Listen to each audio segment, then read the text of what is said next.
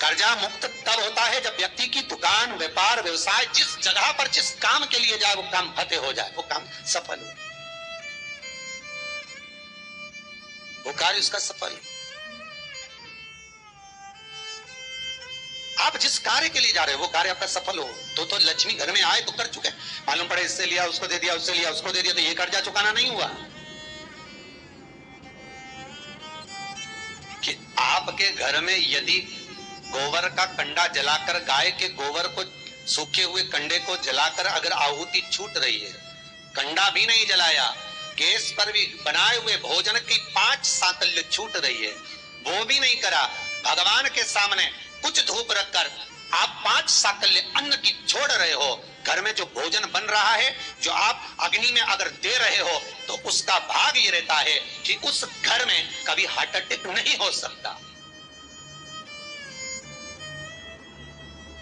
यजुर्वेद कहता है, हमारे शास्त्र कहते हैं, स्कंद पुराण, शिव महापुराण की कथा कहती है, अग्नि पुराण कहती है कि अग्नि की 7 जिह्वा में से एक जिह्वा ऐसी है जो रोग को हर लेती है, भारी जो बीमारी है वो उसका हरण कर ले। बस आज के समय में लोग ये कलर बेकार ना हो जाए, जो सीलिंग लगाई है वो बेकार ना हो जाए, इसका कलर खराब ना हो जाए, सोफे का कवर खराब ना हो जाए, कहीं ये धुआं ना लग जाए, इतनी आंखों में चुभेगा। अरे भाई, या तो उससे बचा लो या स्वयं को बचा लो, या तो स्वयं को बचाओ या फिर घर परिवार में जो रौनक है, डेंटिंग पेंटिंग है, उसको बचा लो। अग्नि देवता कहते हैं मेरी 7 जिह्वा है, पहले नंबर की है मेरी काली, जो भोजन को लेकर प्रेतों को देती है।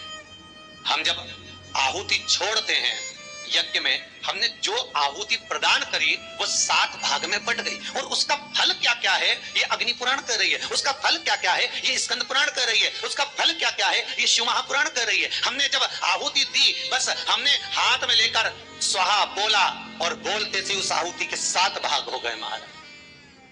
भले हमने वो इंद्र को दी हो, ओम इंद्राय स्वाहा, ओम प्रजापते स्वाहा, ओम अग्ने स्वाहा, भले हमने एक देवता का नाम लेकर दिया पर उसके 7 टुकड़े हो गए। पहला 7 जिह्वा अलग अलग भाग को अलग अलग जगह पहुंचा रही है। पहले नंबर पर अग्नि देव की जिह्वा का नाम है काली, वो काली जो भोजन देती है वो प्रेतों को देती है हमारे। दूसरे नंबर पर है कराली, कराली भोजन को लेकर जो कुंवारी अवस्था में मर जाते हैं, अधोगति में शांत हो जाते हैं, कराली अग्निदेव की दूसरी जिह्वा भाग उनको प्रदान करती है।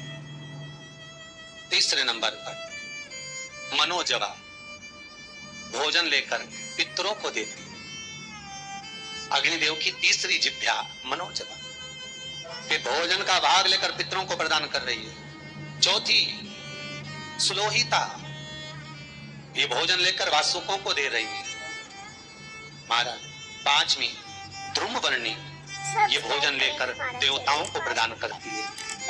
6ठी स्फुलिंगी, ये अग्नि की वो जिह्वा है स्फुलिंगी कि घर के अंदर धूप जो छूटती है, अग्नि जो साकल्य भोजन आदि हम घर के अंदर देते हैं, ये स्फुलिंगी एक जिह्वा अग्नि देवता की ऐसी है जो घर में से रोग को हटाती। फिर निवेदन करूंगा, हार्ट अटैक की बीमारी को हटाना है तो घर में 7, 5, 3, 2, 1 तुम्हारी मर्जी पड़े उतने जो घर में भोजन बने वो अग्नि देवता को जिमाना है। थोड़ा सा धुआं जरूर होगा, धूप लगेगी तो धुआं तो होगा, पर बड़ी बीमारी घर में प्रवेश नहीं करती। क्यों?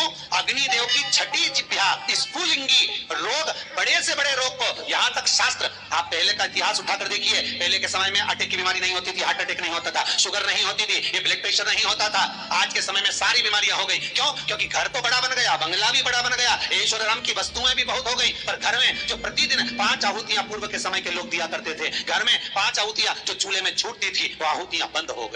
उसका स्मरण फिर प्रारंभ हो, जगत का फिर कल्याण। हमारे धर्म, हमारे शास्त्र जो वर्णन करते आए हैं वो गलत नहीं है। पहले के समय में यज्ञ अनुष्ठान कितने होते थे, आज के जमाने में काम लोग विषय आसक्तियां ज्यादा हो गए। 6ठे नंबर की अग्नि देवता की जिह्वा का नाम है स्फुलिंगी,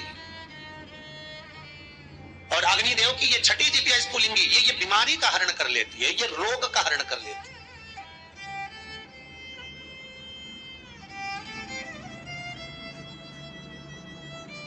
क्यों भैया? वो दिल्ली का हॉस्पिटल जहां पर महामृत्युंजय मंत्र पर रिसर्च चल रहा है, वेंटिलेटर पर पड़े हुए 10 व्यक्ति के घर वालों को बुलाकर कहा गया कि इन 10 का संकल्प छोड़ो महामृत्युंजय पाठ का। उसके पास में जो 10 वेंटिलेटर पर पड़े उनके लिए कोई महामृत्युंजय नहीं। देखा यह जा रहा है कि इन 10 पर महामृत्युंजय के अनुष्ठान का कितना फल मिल रहा है, और जो 10 वेंटिलेटर पर पड़े हैं उसका क्या फल है। वहां के डॉक्टरों जब रिसर्च करते हैं, अखबारों में भी आया, फेसबुक यूट्यूब पर भी डला हुआ है, जब उन्होंने हॉस्पिटल का नाम तक डला हुआ है, जब अखबारों में आया, देखो असर क्या देखने को मिला।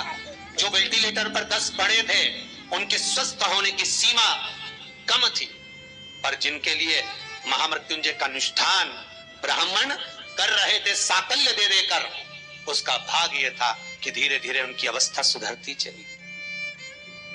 फिर निवेदन करूंगा, अकाल मृत्यु वो मरे जो काम करे चंडाल का, काल उसका क्या बिगाड़े जो भक्त हो महाकाल का। आपकी चित्त वृत्ति में अगर शिव है, आपकी चित्त वृत्ति में अगर शंकर है, आपके मन में अगर शंकर समाया हुआ है, बाल बाग का नहीं हो सकता। अग्नि देवता की 6 नंबर की जिभ्या है स्फुलिंगी, जो रोग को, बीमारी को समाप्त कर देती। यज्ञ अनुष्ठान से, आहुतियों से रोग बीमारी समाप्त होती, समाप्त। 7वें नंबर की अग्निदेव की जिभ्या है विश्व रुचि। विश्व रुचि सब्सक्राइब करें हमारा चैनल, जो दरिद्रता को दूर भगाती है, लक्ष्मी का प्रवेश कराए। जिसके घर में अग्नि के ऊपर साकल्य दी जाती है, भोजन दिया जाता है, हम तो यहां तक कहते हैं कि आप कंडा भी मत जलाओ, आप गैस जलाते हो तो गैस पर ही थोड़ा सा कुछ छोड़ दो। अग्नि तो है ना, किसी रूप में भी है तो अग्नि, आप उस पर ही छोड़िए। नियम, यज्ञ करता ब्राह्मण और यज्ञ करवाने वाला यजमान, दोनों को ध्यान रखना चाहिए। यजमान जब आहुतियां दे रहा हो, ब्राह्मण स्वाहा बोल रहे हैं, ओम इंद्राय स्वाहा, तो जो आहुतियां दे रहा है, अग्नि पुराण कहती है, स्कंद पुराण कहती है, जो आहुति दे रहा है उसके मुख से स्वाहा शब्द निकलना जरूरी होता है। ब्राह्मण बोले वो अपनी जगह पर है, ब्राह्मण संबोधन करे वो अपनी जगह पर है, पर जो आहुतियां डाल रहा है, जो साकल्य प्रदान कर रहा है, उसके मुख से स्वाहा निकलना चाहिए। क्यों? क्योंकि ब्राह्मण का कर्म है देवताओं को बुलाना। उसने बोला ओम इंद्राय स्वाहा, इंद्राय सामने भाग लेने के लिए। अब यजमान का मन होना चाहिए खिलाने का, यजमान का मन होना चाहिए देने का। तो यजमान जब स्वाहा बोलेगा तब वो इंद्रदेव उस पदार्थ को ग्रहण करेगा। जिस आहुति में यजमान स्वाहा नहीं बोलता, वो आहुति देवता स्वीकार नहीं करता। इसलिए बीच बीच में यज्ञ करते समय यज्ञ करता ब्राह्मण यजमान से कहते सावधान। सावधान का मतलब है कि मुख से स्वाहा बोलना चालू करो, ऊंगोमती, केवल साकल्य देकर चुप ना रहिए, स्वाहा संबोधन तुम्हारे मुख से निकलना चाहिए। सब्सक्राइब करें हमारा चैनल, और स्वाहा का संबोधन आपको सुख का भान कराए। ताकि आप अपडेटेड रहें हमारे प्रदोष काल हो, 7 वृक्ष की पत्तियों को तोड़कर शिव का स्मरण कर कर, पार्थिव शिवलिंग का निर्माण कर कर, उसकी अर्चना कर कर, जल चढ़ाकर, घाट पर, नदी पर, तट पर शिवलिंग का निर्माण कर कर, नदी का ही जल समर्पित कर कर, 7 वृक्ष की पत्तियों को समर्पित कर, घी का द्रव्य दिया लगाकर आराधना कर, प्रदोष काल में ही विसर्जन कर, नमन कर, स्नान कर, पूजन आदि करने के बाद फिर जा व्यापार के लिए। किसी से मांगना नहीं, स्वतः का व्यापार कर। बड़े उसका चरित्र कहता है महाराज, प्रदोष का पुण्य, प्रदोष का स्मरण, प्रदोष का शिव अर्चना, प्रदोष की करी हुई आराधना, प्रदोष काल में प्रदोष के दिन करा हुआ पार्थिव शिवलिंग का निर्माण, पूजन कर्जे से मुक्त कर सब्सक्राइब करें हमारा चैनल पर कर्जा मुक्त कब होगा? बेल आइकन दबाएं ताकि आप दूसरे से कर लेकर होगा क्या? हमारे नहीं। हर एक दूसरे से कर लेकर करा तो फिर कर हो गया, वो तो फिर कर्जा हो गया। श्री शिवाय नमस्तुभ्यं। श्री शिवाय नमस्तुभ्यं। श्री सब्सक्राइब शिवाय करें हमारा चैनल पर नमस्तुभ्यं। बेल